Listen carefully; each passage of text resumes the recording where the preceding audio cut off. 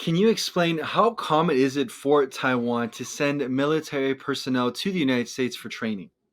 So it's a long-standing practice for the United States that when we sell weapons to another country as part of the Foreign Military Sales or FMS program, that those weapons come along with training on how to actually operate the vehicle or the platform.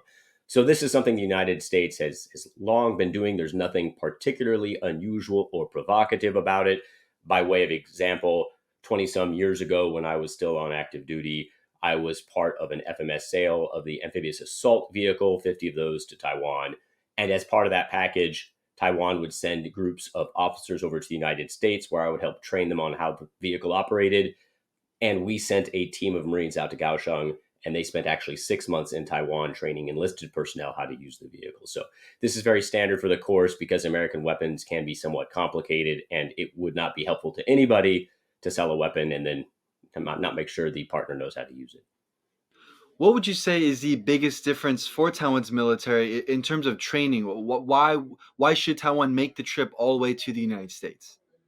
I think there are probably two elements. The first simply is space. We have a lot more of it in the United States. Some of our smallest bases are probably larger in terms of the ability to actually get out and maneuver than the largest of facilities in Taiwan. The second piece, which I think does lend itself to change, but the change won't come quickly, is cultural. There's just a long standing emphasis on decentralized decision making in the United States, both in the military, but also culturally writ large. And one of the reasons I have thought it would make sense to send units to the United States is that allows these units and these leaders of the units to sort of break out of Taiwanese military culture, which we all know can be very hierarchical, very top down, and put them in an environment where they're surrounded by U.S. units. And the fact that in the U.S.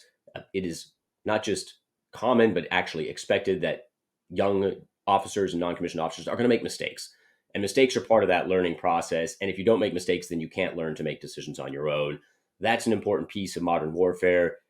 With Taiwan's military saying that it's going to be switching to more asymmetric weapons, these are smaller, more mobile systems, is Taiwan still going to need to increase its training?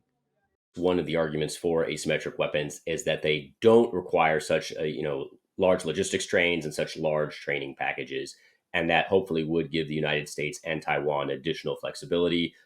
That said, I would always place out the caveat that I am just not yet convinced M&D is wholeheartedly buying into this concept of asymmetry, and I worry a great deal about absorptive capacity.